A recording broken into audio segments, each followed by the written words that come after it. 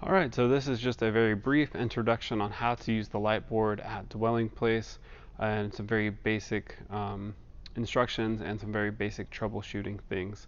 So the first thing, as you can see here, here's the board, but it's covered with a blanket, and that's because dust is the killer of all electronics. So anytime that you're done using the board, please cover it up with the blanket here, because any dust that gets into these faders over time as it settles throughout the week will greatly reduce the life of this board. And so the first thing to do once you uncover it is just plug in the power. So on the back here we have the DMX cable plugged in, and DMX just is the name of the protocol that controls the lights. And then velcroed to that same cable is the power cable, and that gets plugged in over here. And nothing should be changed on the back, so if for some reason the lights aren't working and you cannot figure out why, maybe just check the polarity and make sure that it's pointing in the direction that the arrow is pointing. So now that you have it plugged in, if you could see the stage, you would see that there are no lights on, and that's because we left blackout mode on when we turned off the board. And we do that every time so that in case somebody forgot and we need to turn on the lights in the middle of something or for any reason, as soon as we turn on the board, all the lights are just off by default. So when you're powering down the board, just remember, use blackout, and it will always be on when you turn it on. So the first thing to do is turn off blackout, but there's still not going to be any lights on because all your faders should be down by default. And if there are any lights on, these LED lights will indicate and light up to let you know that lights are on.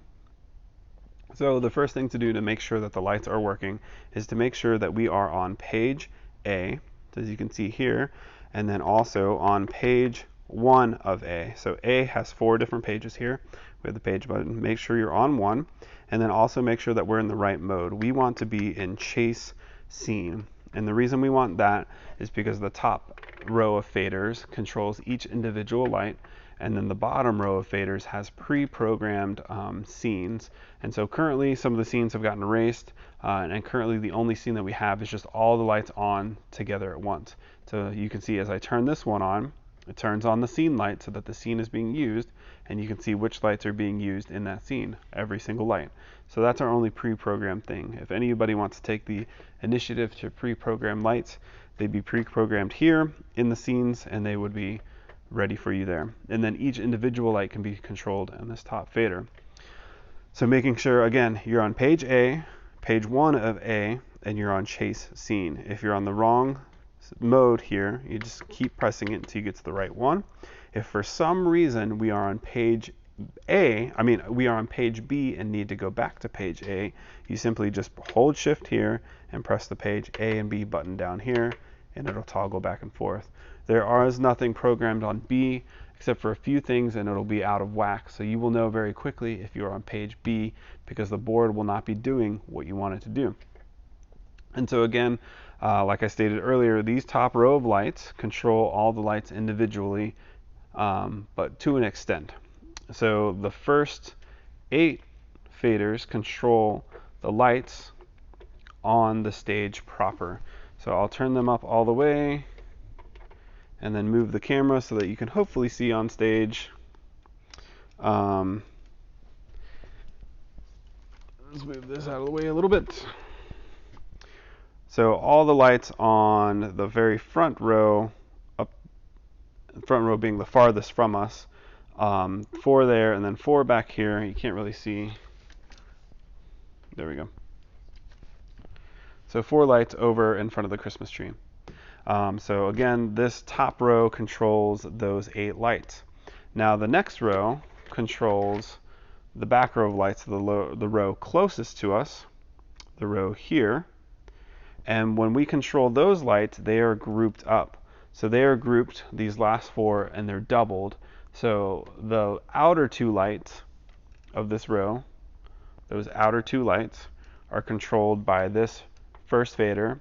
Then you go in the next pair of lights, and then in again for the next pair of lights, and then the center 2 lights are here.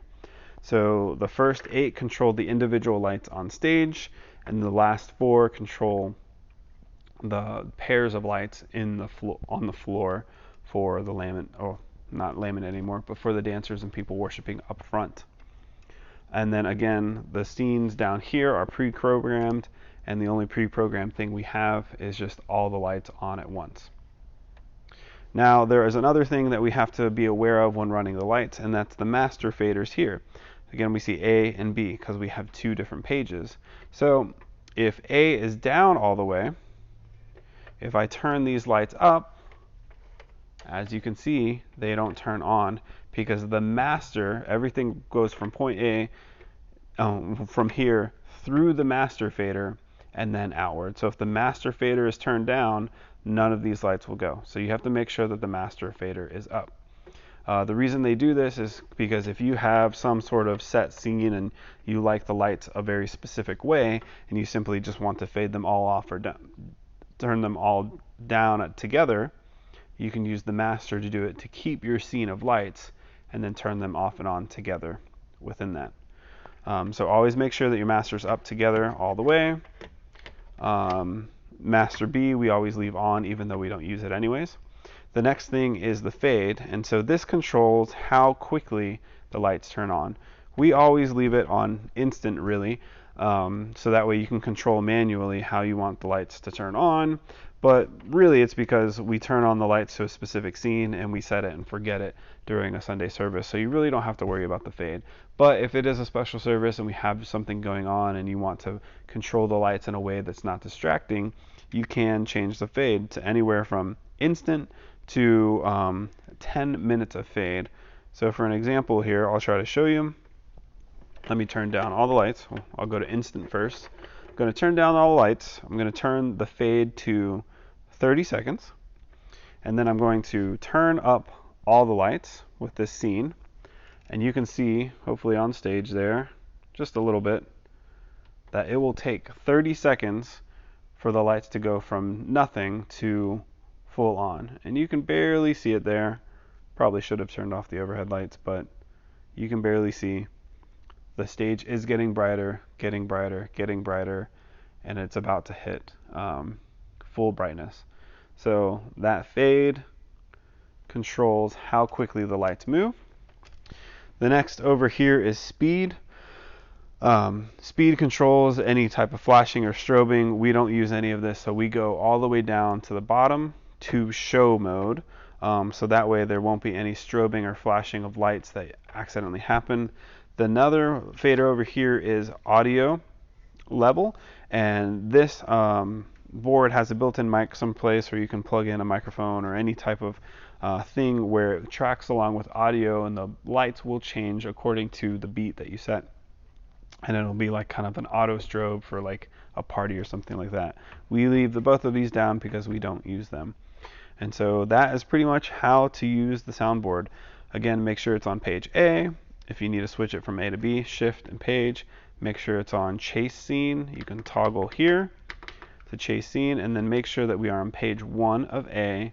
And then your first 8 control the lights on the stage. The last 4 control the pairs of lights on the floor. And the bottom row controls the scenes. And currently our only scene just controls all the lights. Lastly, make sure your master is up or nothing will happen.